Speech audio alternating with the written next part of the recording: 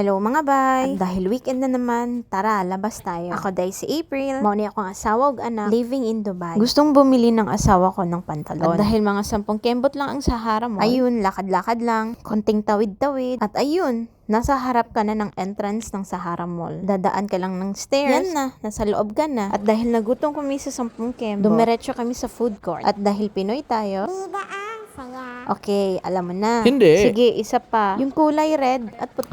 Yung Andox? Hindi yun. Ito Jollibee. Ito ang menu ng Jollibee dito sa Sahara Mall. At nag-iisip din kami kung ano ang bibilhin. Nakakalito. Kasi naman ang dami kong gustong tikman. Matagal na akong hindi nakakain ng Jollibee. At biglang nakita namin yung promo. Kaya ito na lang binili namin. At dahil weekend, maraming tao sa food court. Buti na lang may nakita akong bakanting upuan at mesa. Ito ang front view ko. Tingnan nyo naman. Zoom to the max. Kitang-kita ko yung menu dito, yung presyo, pati yung asawa ko. After 10 minutes, nakuha na niya yung order. Ito ay Chicken Joy Flavor Fist. Ang presyo nito ay 30 dirham. At may additional charge since kinonvert namin yung Coke to Summer Flow na may flavor na chocolate and coffee. Kainan na. Ang order ko ay 2-piece Chicken Joy Spaghetti Meal na may Coke and 2 mango pie. At ang order naman ng asawa ko ay Chicken Joy Curry Rice and Pie. Kwento ko lang, nung bata pa ako, sobra talaga naming hilig mag-Jollibee. Halos nakolektan namin lahat ng laruan sa Happy Meal. Dahil yung magulang ko, lagi kaming dinadala sa Jollibee. At halos lahat ng okasyon, kagaya ng birthday, graduation, after ng church, pag nagutom sa kakalakad sa mall, or kahit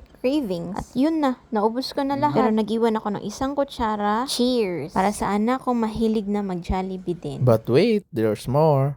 Ito na talaga ang last. Ito pa ang mga restaurants at ibang food chains dito sa food court. At since nabusog na kami, bibili na kami ng pantalon. At napalingon talaga ako sa mapa ng Pilipinas. Okay, naabot na tas R&B. Unya na magnet ko sa mga bag sa mga bata. Mga cute kaayo. Ug nakuha sa akong atensyon ang hair perfume. Kahibaw ba mga naday ingani? Vitres raman ako nahibawaan. Nakapili na daw siya so iyang sukdon. Ug nipalit pug ko ani para hipo sa buhok. Testing. Tulo iyang gikuha ug iyang iuli ang usa. Kay ang promo nila good for 2 pieces. Ug decided na jud siya na mao ni nga color yang kwaon. Human na mig bayad, nya nakurat ko sa kataas sa resibo. Pero na mi gipalit na perfume pud ani. Nya manggawas na ta. Ug mangnaog na pud ta kay naaman sa first floor ang food court. Maunin ang Dubai exit sa Sahara Mall. Mga 10 ra pod na kembot ani, maabot na ta sa balay. Ano na?